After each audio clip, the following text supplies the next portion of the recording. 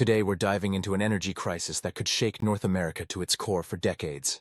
For decades, Canada has been the US's most reliable oil supplier, providing more than 60% of the crude oil the US imports. This relationship has been one of mutual benefit.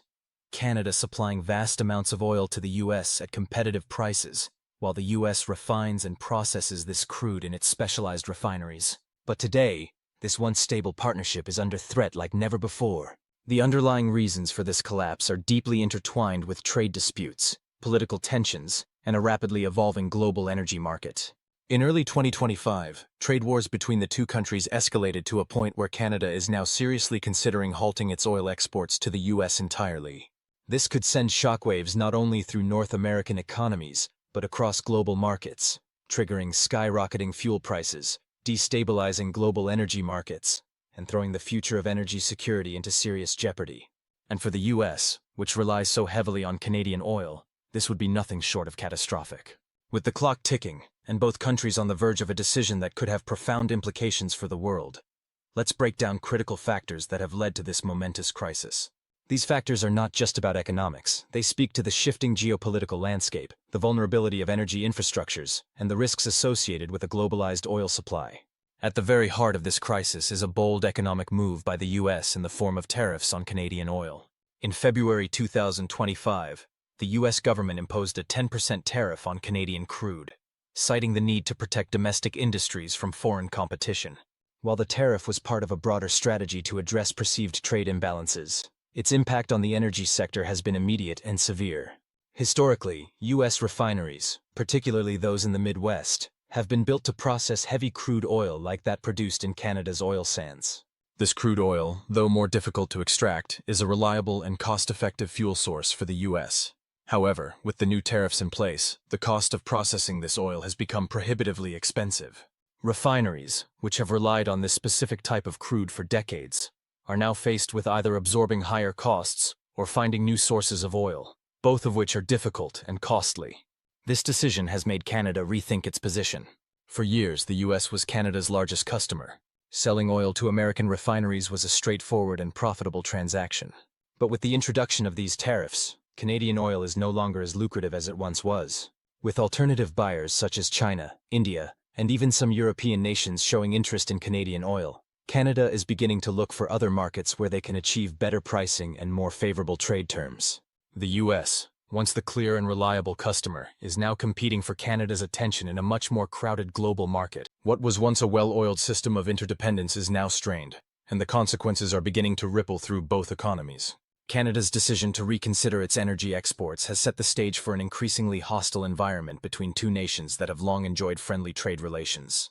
In the face of the US tariffs, Canada has been quite clear in its response. If the US doesn't roll back these tariffs, Canada is prepared to halt oil exports altogether. This isn't simply political rhetoric or a bluff. It's a serious option on the table that could shift the balance of global energy production and leave the US with few alternatives. Prime Minister Justin Trudeau has warned the US that Canada is capable of rerouting its oil to other countries like China and India, who are eager to become more dependent on Canadian energy.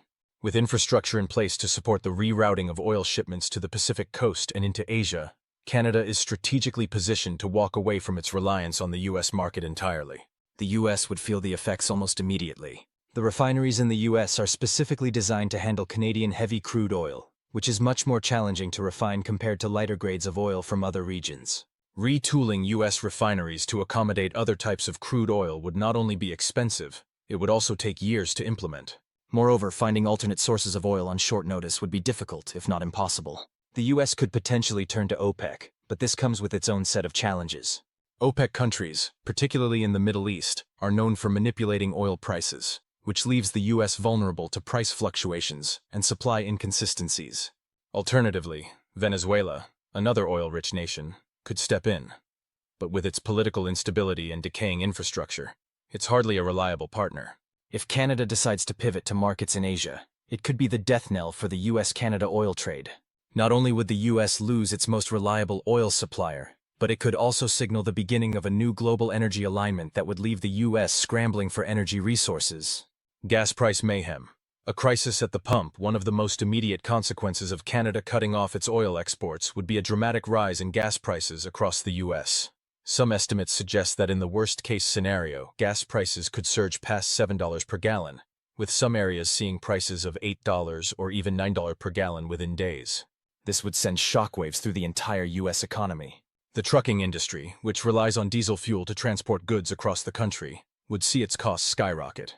Diesel prices, which are already higher than gasoline, would soar, making the transportation of goods more expensive and less efficient.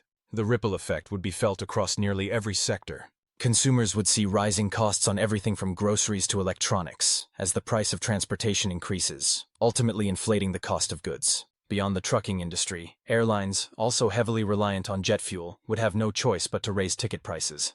This would lead to a significant drop in travel demand, particularly in the business sector, where travel costs are a large part of operational expenses. Airlines and the tourism industry would struggle to survive as their operational costs explode. As the price of fuel skyrockets, inflation would surge. The cost of doing business, from manufacturing to retail, would increase exponentially. Households would feel the strain as the cost of living escalates, with increased fuel prices passing down the chain to everything from food prices to the cost of household goods. On top of that, with the U.S. highly reliant on imports to meet its energy needs, the inflationary pressure from a drastic increase in oil prices would spill over to other parts of the global economy. Countries that are net oil importers would see a surge in energy costs, leading to widespread economic instability in regions that rely on affordable fuel to power their industries. This crisis isn't just a domestic issue. It's a global economic threat that could spiral out of control. The shockwaves from rising energy costs would be felt across markets, and the economic fallout would be lasting, affecting everything from consumer behavior to international trade. Why U.S. oil can't fix this mess? In theory, the U.S. could ramp up its own oil production to make up for the loss of Canadian crude. But this would not be a simple fix. Most of the oil produced in the U.S. is light crude, a type of oil that is much easier to refine but doesn't match the specifications of Canadian heavy crude. U.S. refineries, which have been built over decades to process heavy crude, would struggle to handle the light crude that is being pumped out of U.S. fields. Retooling these refineries to handle lighter crude would be a costly and time-consuming process, taking years and billions of dollars. Even if the U.S. ramped up production to its maximum capacity, it still wouldn't produce enough to offset the loss of Canadian oil. U.S. oil production has been expanding rapidly in recent years, but it's already near its peak. Expanding this capacity would require new infrastructure, extensive drilling projects, and regulatory approvals that take time to secure. The alternative, turning to OPEC or Venezuela, isn't ideal either. OPEC's oil price manipulation practices have long been a source of tension in the global market. Turning to them would leave the U.S. at the mercy of price fluctuations, making the economy even more vulnerable to external pressures. Venezuela, meanwhile, has one of the largest oil reserves in the world, but its oil industry is in tatters due to years of mismanagement and international sanctions.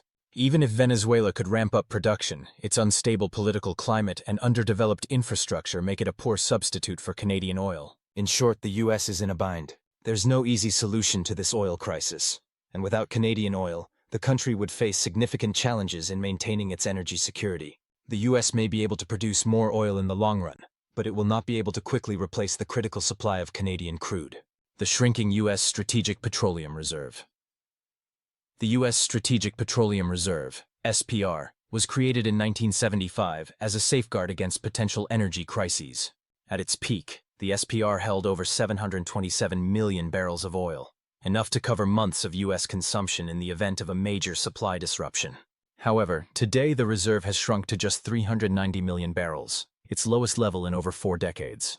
The depletion of the SPR accelerated in 2022, when the U.S. released 180 million barrels to address skyrocketing fuel prices during a time of global energy uncertainty. Since then, efforts to replenish the reserve have been sluggish.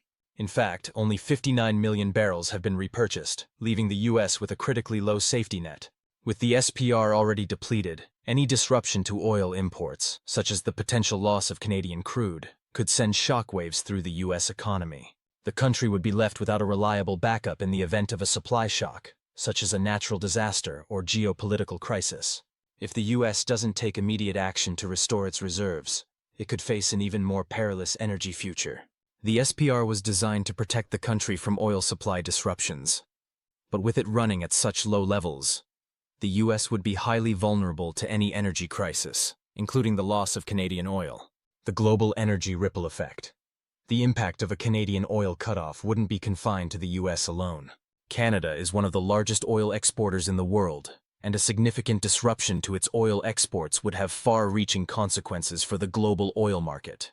With supply chains already strained from the COVID-19 pandemic, the war in Ukraine, and increasing geopolitical tensions, the loss of Canadian oil would tighten global supply even further, driving prices up across the globe. Countries like China and India, which have been increasing their oil imports from Canada in recent years, would scramble to secure even more oil from the country. This could spark a global energy scramble, with other nations competing for the same limited resources. As energy prices soar, countries that depend on affordable oil, particularly developing nations, would be hit hardest, exacerbating poverty and economic instability. The global ripple effect wouldn't stop at oil prices. A sustained increase in energy costs would disrupt entire supply chains, leading to inflationary pressures in multiple sectors, from manufacturing to transportation. Investors would react to the uncertainty, driving oil futures even higher and adding to global financial instability. The political and economic fallout. As the energy crisis intensifies, the political fallout in the US has become a significant point of contention. With an election year approaching, this issue has entered the political spotlight. Lawmakers are divided on how best to handle the situation. Some argue that the US should immediately roll back its tariffs and negotiate with Canada to resolve the conflict diplomatically. Others insist that the US must stand firm on its position to protect domestic industries and reduce trade imbalances. For Canada, the stakes are equally high. Prime Minister Justin Trudeau faces pressure from both domestic and international sources to defend Canada's economic interests. Cutting off oil exports would be a drastic measure, but if relations between the US and Canada continue to sour, this may become an increasingly likely outcome. The stakes are incredibly high.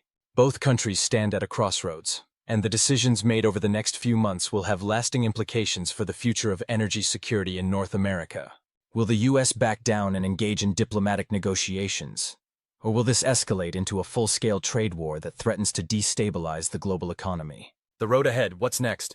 Looking forward, the energy relationship between the US and Canada hangs in the balance. If the US continues its tariff policies, Canada may be forced to take irreversible steps that will reshape the global energy market. The implications for both countries and the world are profound. Gas prices will rise, inflation will surge, and energy security in North America will be left in tatters. The global energy landscape is at a crossroads, and the next few months will determine whether this crisis can be resolved or whether it will mark the beginning of a new chapter in global energy politics. It's up to both countries to make a decision. But one thing is certain: the future of energy security in North America may never look the same again. Now we want to hear from you. What do you think? Should the US make concessions to preserve this critical energy relationship with Canada, or is it time to explore alternative energy sources regardless of the costs? Drop your thoughts in the comments below. Thanks for tuning in. If you found this breakdown insightful, make sure to subscribe for more updates as this situation continues to unfold. We'll see you in the next one.